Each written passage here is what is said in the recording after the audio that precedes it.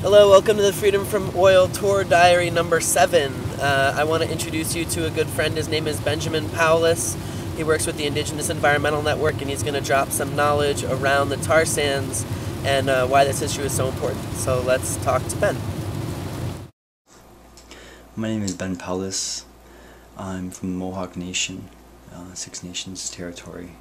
in southern Ontario, and we feel in Six Nations that we've expressed our support and our sympathy, solidarity with a lot of the Indigenous First Nations in northern Alberta who are having to put up with tar sands development on their traditional territory. Now, the tar sands development takes up about an area about the size of Florida or North Carolina in the United States. It's one of the biggest industrial developments on the face of the planet right now. And all of this is taking place in traditional native territory, in territory that belongs to the Cree, Athabascan, as well as Métis peoples who live in the area traditionally. And it's their communities who are being most impacted by the tar sands development. They represent a lot of the communities that live right in the area that the mining is taking place. It's going right in their backyards, and they also happen to live downstream on the Athabasca River from where all of the tar sands are basically dumping a heavy amount of toxins, pollutants into the water streams, and that's contaminating their water and creating a lot of basically health travesties within the First Nations communities. People reporting excessive amounts of cancers and other diseases that have never been seen before in the area, in addition to the fact that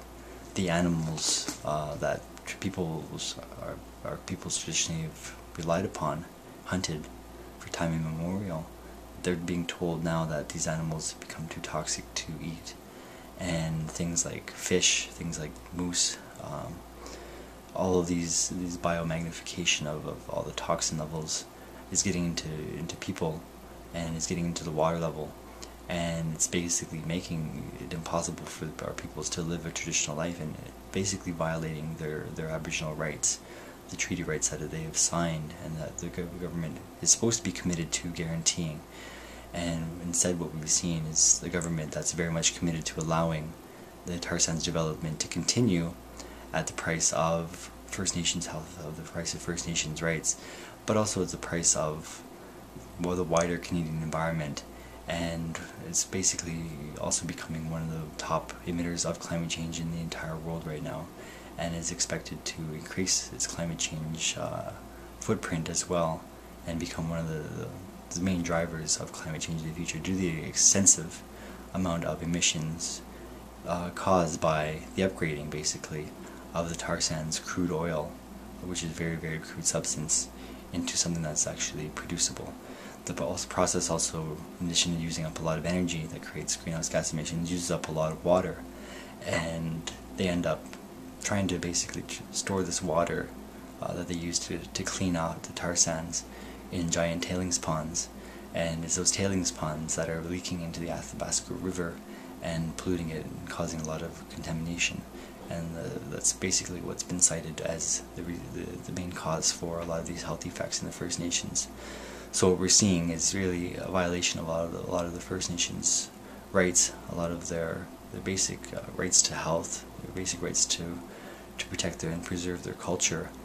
And we think that